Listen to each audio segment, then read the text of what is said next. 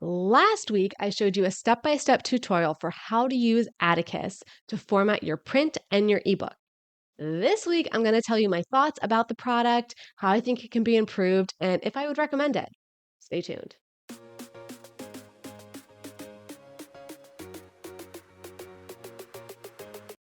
Hi, I'm Kay Williams. I'm an author, and I also publish under the pen names Mary Kate Williams and Kate Williams. I love sharing my insights about all things books and publishing with you. Before I get into the details of today's topic, don't forget to hit subscribe. You'll be notified every week as I put out new videos about publishing, making a career to being an author, and not being a mompreneur. Now, this video is for self-publishing authors because we have to find a way to take our words and make them into a book. Also, this video is kind of just for the Atticus team if you're watching about some suggested improvements. So yeah. Now, things that I really liked about Atticus were that the print trim sizes give a little key about what is accepted on KDP and IngramSpark. Thank you. Thank you. I have more to say on this later. I really liked that they had that. That was perfect. No notes. Love that you did that for authors, especially my channel. Even though I'm an experienced, seasoned self-published author, I make a lot of content for first-time self-publishing authors, and I think that is what they need. They need that key. They need to see that. Love it. I love that I could get my EPUB output and my print output. Chef's kiss. Everything worked the first time. Actually, okay, that's not entirely true. Okay, so everything with KDP worked the first time. Everything with IngramSpark worked the first time.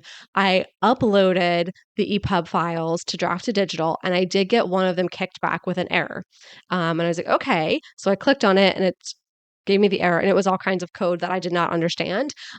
So I screen capped that, and I reached out to customer service at Atticus. Now, this was on a Friday that I was doing the uploads. It was actually on a holiday that I was doing the uploads because I thought nobody else would be uploading and it would be a lot faster.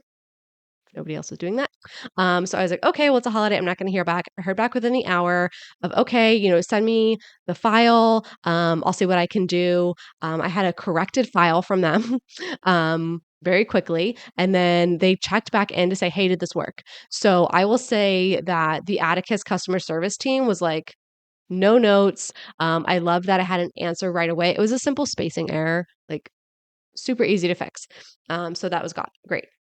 So there were a lot of really nice built-in template options, and then you can add or edit those if you want. I did like that they had that, so nobody had to like figure it out from scratch. I like that they made it easy to do call-out boxes. I use this for my nonfiction. A little call-out box is just perfect sometimes, so I really like that they had that.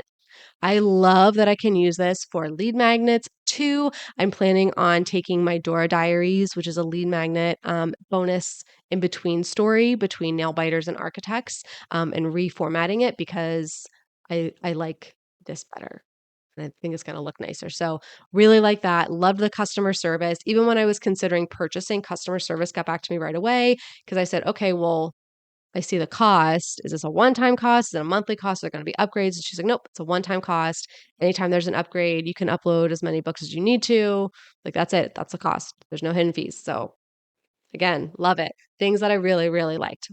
Things that I would love to see improved. So number one, I get that the intention was for authors to have one file that can be used for ebook and print.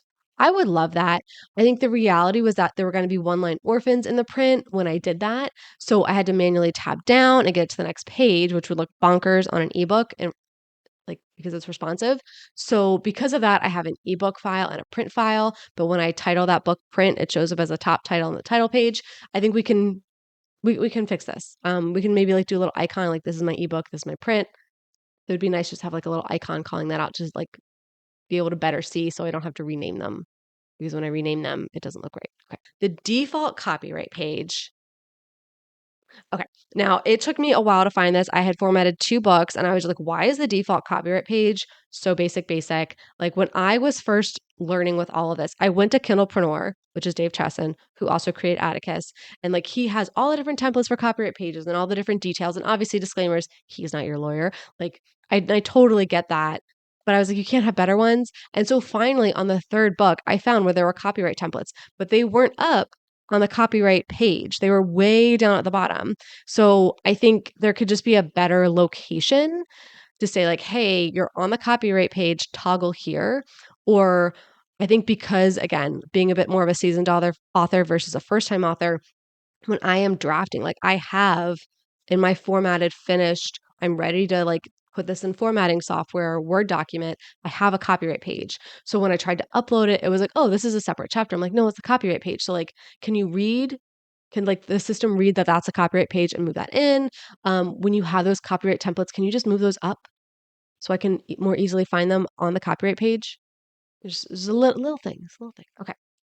All right, the print trim sizes. Okay, like I said, I love that there's a key to show which ones are accepted on KDP and IngramSpark. I really love that. What I don't like is that I have to go into the template to set this. And then I can't see that trim size again unless I go in as though I'm editing the template. And every time I went in to edit the template to double check and verify my trim size, I was so afraid it was going to mess up the whole thing. So what I would do, I would love to see is when I go to the print preview, like I'm about to export to print, I just wanted to say trim size 5.5 by 8.5, 6 by 9. Just just show it to me like, for lack of a better word, idiot proof this. Make it so I cannot click export until it's like, yep, this is your trim size. Remember, this is what you picked. And it's good for just this one, or it's good for these two. Like for people who are doing this for the first time, or just me because I double and triple check everything, like remind me of the trim size, make it easier so I don't have to go in as though I'm editing the template and nervous about editing the template to double check my trim size. I just want it to be shown to me. Okay. And the last thing that I would like to see improved is super picky and it's super personal to me.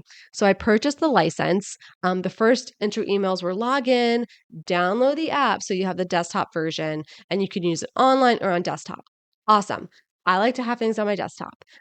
Is it because I'm a really curmudgeonly old lady at heart? Most likely.